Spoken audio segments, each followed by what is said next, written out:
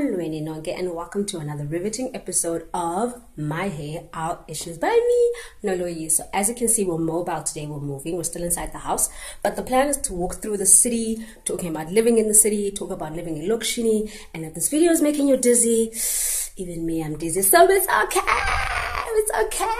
okay, we're all gonna be dizzy together. We're gonna take a walk through the city. I'm getting quite dizzy for real now. Okay, cool. So see you guys in a bit. We'll take some pictures throughout the city as we walk about, take some pictures of Noloyiso as we walk about. Now you know where I've been, now you know where I'm from. What's poppin' though?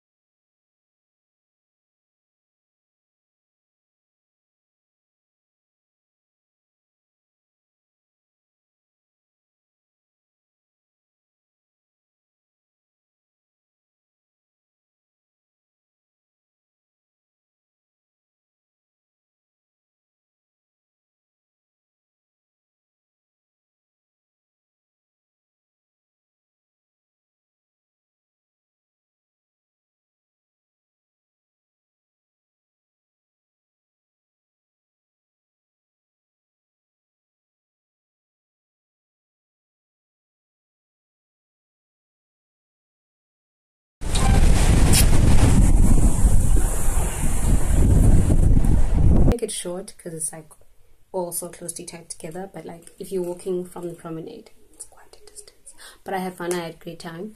I didn't buy any ice cream while I was there because it just got too hot and I wanted to get my thirsty hot black ass home.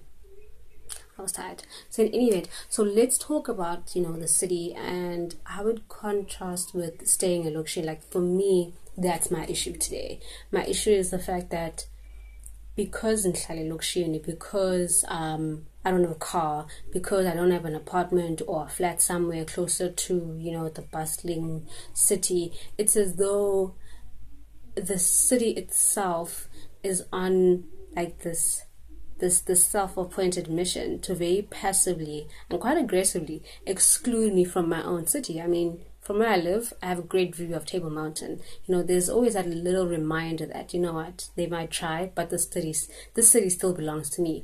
So it's one of those things that I wanted to kind of like discuss today, because I remember an episode I did once with Pop Culture, a great channel. I hope you guys are subscribed to them, about tourism and how we're encouraged to tour the world and see what's out there, and it's placed on this big grand scale that might be intimidating to a person who actually ohlala Noloyiso, because now you're telling me to travel the world. In my mind I'm thinking, okay, cool, I'm going to travel the world, I'm going to go to Dubai, I'm going to go to London, I'm going to go to Thailand, and then I look at the bill that's going to take for me to actually get there, and it's like, yeah, I can't afford this. Like traveling, who needs to travel? I'm just gonna sit in Noloyiso until I die. And then now, because you've put it on the scale that's not relevant and achievable, realistic to someone who's like Noloyiso, no one wants to travel. No one wants to even see their own city. And while I was there, guys, like it was so fascinating. Like I love people watching, which is something I don't get to do very often because my job is so tight, like time wise. I love people watching, and I still see the same trend that I thought only existed while I was a child, that I could only look back on respectively. So people do go out, right? They do go out into the city, they do go to Elwandle, Bayans and business, but it's still in that same way, where people go in groups of like 5 or 6 families, and the people who do actually live around those areas, yes, white people, they go in couples or smaller groups, and they don't pack like 5 cooler boxes with food and drinks and salads, and you know what I mean, like we don't do it the same way. And it's always with such, we do it with resources that are not granted to us, because abazali bafuna ukwenza what they can for their kids. They want their kids to be exposed to the beach. They want their kids to be exposed to the pool so that they know how to swim. They want their kids to be exposed to the city so that they can navigate through the city, by themselves one day. But it's something that's done in such a way that deep down that it's done in such a way that about these people would rather not I be here because I'm loud. I don't have a swanky bathing suit. I don't have a fancy hat, or I just don't make enough money to own a house here. Or, like even go into the shops, like to fill up on something that your family needs, going in the picnic area, and the stares you get, you just feel like an eyesore to these people. And it's very discouraging to the message that we get from the powers that be in higher levels, who are constantly telling us to see the world. You're telling me to see the world, and I feel like I'm not even allowed to see my own city. And the only time that my own city or other tourists, they get exposed to me is when I feel like I'm an animal, like a petting zoo or something. Because all of a sudden there's like this bus that comes to the hood. They want to see what hood life is all about. They want to see how we're living. Oh, it's fascinating to live. It looks shiny, blah blah blah. I get no gains from that. I get no profits for that. Instead, I'm this thing that you must, gawk at and display at and want to pet like a freaking zoo animal. And no, can't touch my hair. I don't care how spanked up it looks. Like there's so many things and levels to it that frustrate me so much about how tourism is marketed in such a way that it's not accessible to me just because I look sheen. It's very frustrating, it's very upsetting, and it's very patronizing and insulting to my ability to seek and want to seek knowledge about what is out there in my own city. And I'm not just talking about traveling beyond borders. I'm talking about my own city. And it's like, see the world, tour the world, expand your horizons, but don't expand your horizons into Bree Street.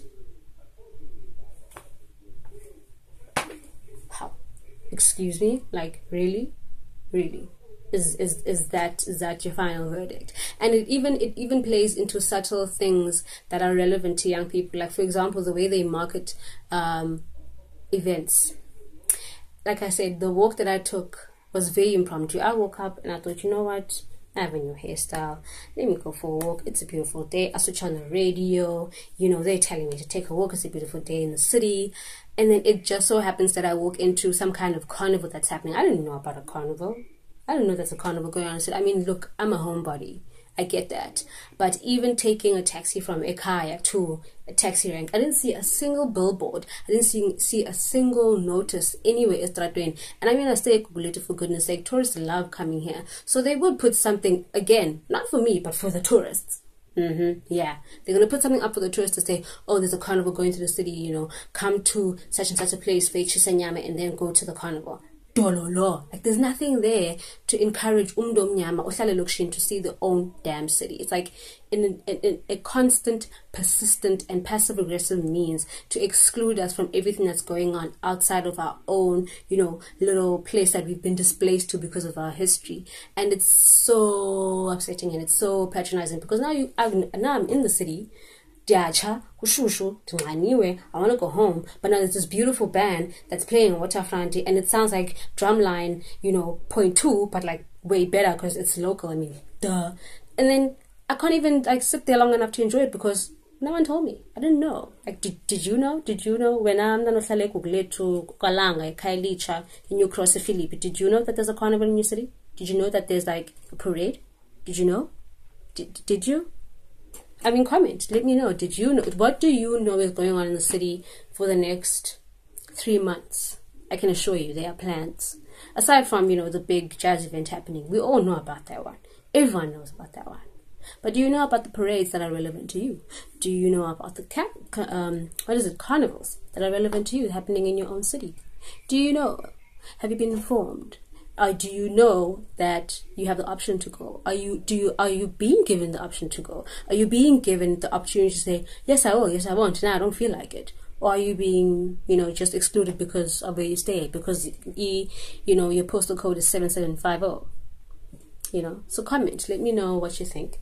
I know I got quite passionate there, but you know, it's something very close to my heart, and I feel very touched about it, and it's quite personal to me, because I socialize in such a way that I don't socialize a lot in my own neighborhood because of my own, you know, traumatic experiences. I do socialize there in the city, so I can see the difference. It's so frustrating, you guys. It's so much. So comment, like, share, subscribe. Let me know what you think.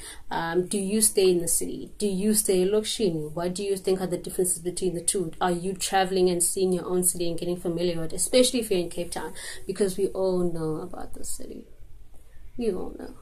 We all know about the city. Oh my gosh, you guys. Yo, Kappa will put you through it all. So leave a comment, share, subscribe, and I'll see you in the next episode of My Hair, Our Issues by me, Noloyiso. Thank you so much for watching, guys, and have a lovely day.